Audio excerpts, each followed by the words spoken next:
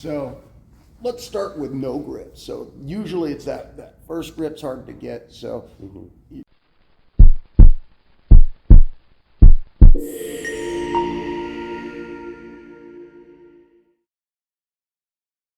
we go.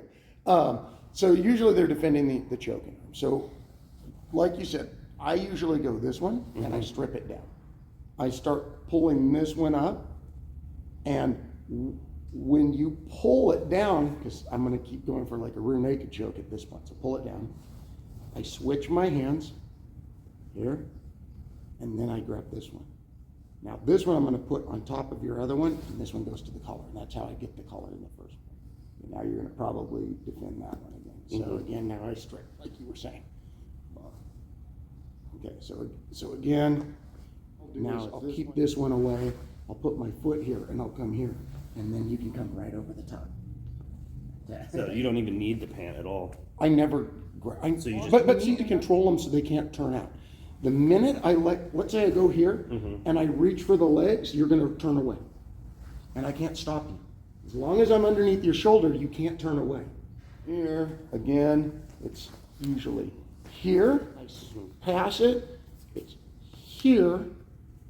Then you go for the collar. And then I go for the collar, and I also, if I keep this one, I like to go over the top of it. Basically, the way I pull that one is I go to your elbow, and then I pull it to my body.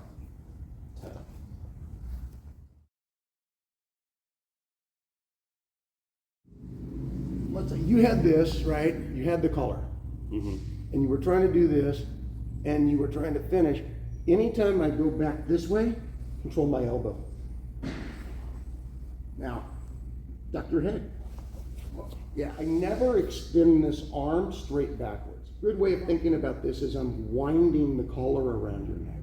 What I want is, instead of pulling on the collar, which doesn't wind it, it just pulls it straight, I want to change the angle. And I want to keep winding and keep winding and keep winding until we're here and I pull straight back. The space that you can go under my armpit is big.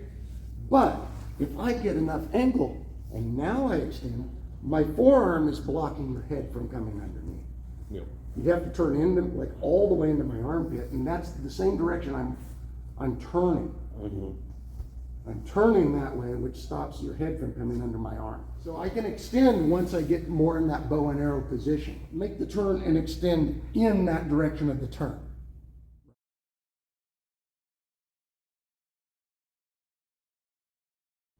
But it's got to be here, here, and I pull this elbow in and I keep my head closed. Okay.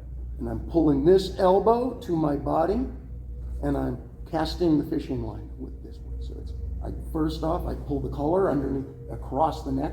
A big mistake people make too is they start pulling on the neck, and this is all loose here. I extend and then pull it there, and then pull my elbow to my body. Now this one can pull more slack out by going down, and now when I cast the fishing line here, and my chin stays on their shoulder. Yeah. That way, if you keep your chin on their shoulder, you're not going to do that extending straight back, which is a common thing. You want to pull on the collar, but I'm here. Again, I pull out, I pull it across, and then I cinch my elbow into my body. This one will cinch down, and this one will turn my wrist into the side of their neck.